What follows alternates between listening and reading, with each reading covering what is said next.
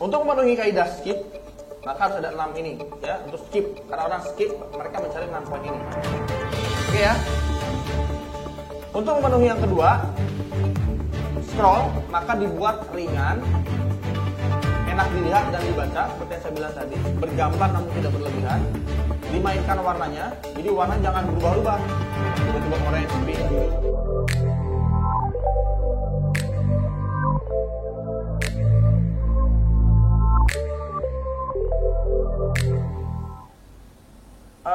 Itu ya, ada pertanyaan nggak? Sampai sini. Kalau mau, ya, ntar. Kalau mau nyontek, silahkan nyontek ini aja ya. Ini tamanhijab.id, tunik wayang, atau si Freya ini boleh. Atau dagangin.id, ini boleh, atau kelasbos.com. Itu beda-beda tipe tuh. Tipenya beda-beda. Silahkan di pola aja. Gimana? Kalau misalkan ya, sebelumnya kan kalau misalkan di Instagram kan juga bisa masuk ke link. Nah itu kan kalau misalkan kita naruh apa namanya tadi pixel itu di apa di ID-nya itu kan bisa kita web. Nah kita harus pilih link itu apa itu nanti masuk dari atau dari Instagram itu apa enggak? Maksudnya oh yang masuk orang dari Instagram, nggak masalah. Dari manapun pengunjungnya, pixel tetap merekam. Yang penting bisnisnya sama, karena yang penting marketnya adalah market bisnis kita. Mau dimanapun, mau datang dari Google, datang dari offline, datang dari mana ya nggak apa-apa. Itu apa kalau misalkan tapi kan kalau untuk sampai apa namanya event apa berarti yang untuk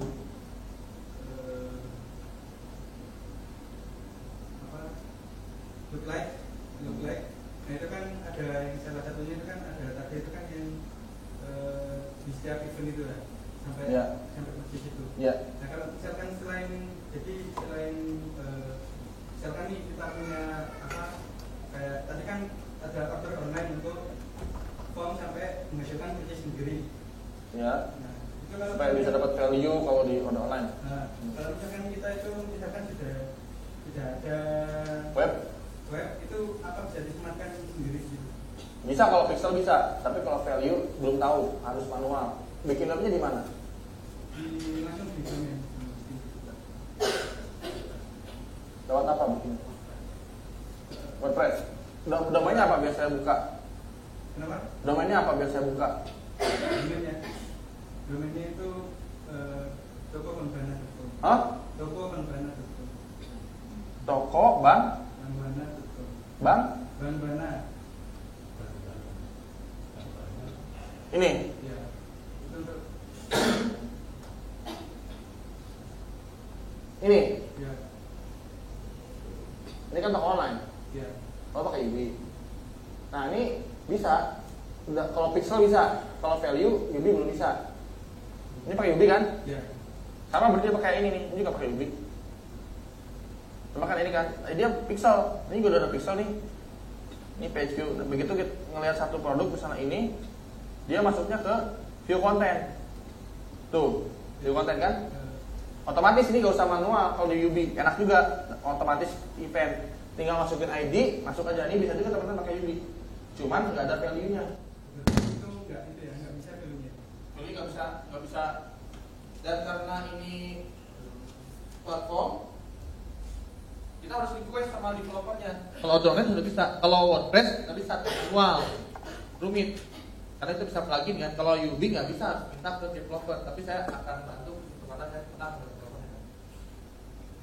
Bisa bantu untuk kasih value di sini. Nanti iklannya diarahkan di sini aja langsung sama produk ini. Ini bisa disebut sebagai landing page juga. Gitu. Ini yang 3.0 bukan? Gimana? Ini Yubi 3.0 bukan? Ya, yang apa yang di sini? 3.0 terbaru atau bukan? Bukan yang lama. Iya, kalau yang dulu itu, yang baru itu. Nah, ini yang belakang ini merah. Nah ini nih, lihat nih, ini bayangin ya orang mau beli misalnya. Kalau mau yang lama aja. Bayangin ini mau beli ya. Dia nggak ngerti kan? Tek. Silakan beli satu forever dulu. Akhirnya dia, maksudnya mana nih? Kalau orang yang ngerti, oh maksudnya ini kali. Oke, ini. Satu. Nah, harus itu harusnya yang tadi dihilangin harusnya. Ini nih.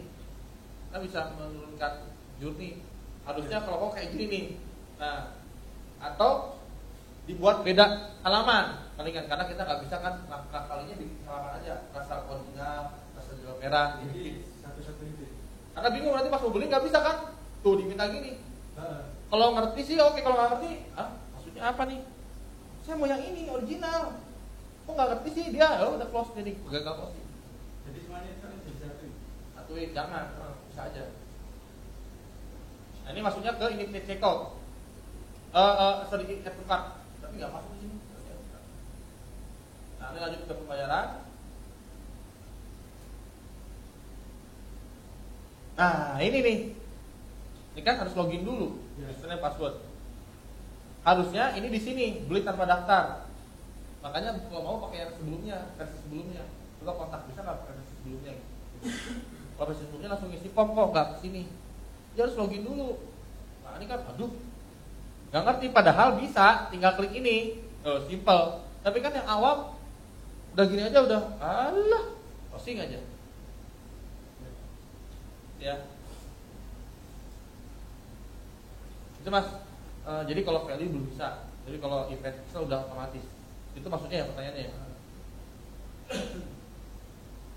Ada lagi? Ya.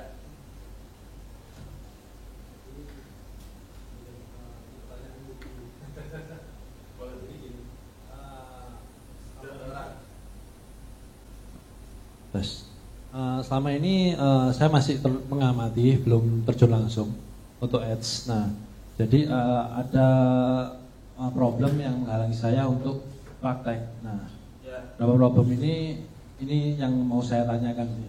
Jadi paradigma teman-teman yang udah teman saya yang udah iklan, mereka selalu ngomong seperti ini. Kalau pingin main ads, profit produknya per piece-nya itu harus minimal 50.000. Nah, itu apa benar? Nah, terus yang kedua, hambatan yang lain masalah COD. Nah, selama ini saya amati pemain-pemain ads di Facebook itu selalu menggunakan fitur COD. Nah, kalau untuk misalnya yang kita budgetnya kecil dan perputaran uang kita kan otomatis cash flow kita kecil. Nah, kita tetap harus ngikuti itu atau enggak, dalam arti bisa enggak tanpa COD tetap walk-in iklan kita tetap diminati sama konsumen enggak? Terus ada lagi yang ketiga, bagaimana test market produk kita itu bagus tidak dilakukan di Facebook Ads. Nah, untuk test market itu kita butuh waktu berapa lama dan apa indikatornya? Oke, bagus. Terus masih ada lagi? Nanti saya tulis dulu jadi lupa deh. Satu-satu deh jawabnya ya supaya enggak. Satu, soal apakah benar kalau harus profitnya 50.000 itu benar? Bahkan kalau saya nggak mau kalau 50.000 harus 100.000 profitnya baru mau. Minimum, kalau enggak nggak mau. Lah pertanyaannya gimana? Produknya apa produknya mas? Apa? Travel apa? Traveling. Oh. Kan gede itu kan? Profitnya kan? Ya cuma 25.000 sebenarnya sih. Profitnya? Atau harganya? Profitnya 25.000. Itu karena saya nggak mandar. Ini ya, ada beberapa cara. Satu, kita pakai bundling supaya naikkan profit. Gak cuma itu, tawarin dengan paket apa, jadi naik profitnya. Bahkan jualan yang harga yang profitnya cuma 5.000 juga bisa. Kayak pempek bisa jadi untung. Jangan jual paket pempek satu mangkok gitu, nggak bisa, untungnya kecil. Maka dia bikin 3 paket supaya terlihat murah. Jangan cuma satu paket, 3 paket. Paket pertama 150.000 dapat 10 piece, langsung misalnya itu dapat 20 piece. Paket 2 250, paket 3 350. Sehingga ada yang murahnya yang 150. Tapi kalau cuma 150 doang mahal banget. Ingat ada pembanding ya, jangan bilang ini murah atau mahal, ada pembandingnya. Dia pilih yang mana? Nanti ada juga yang beli 350, pasti ada, cuman nggak begitu banyak dibanding yang 150. Itu profitnya besar, bisa sampai 50.000 profitnya, karena dia banyak belinya sekaligus.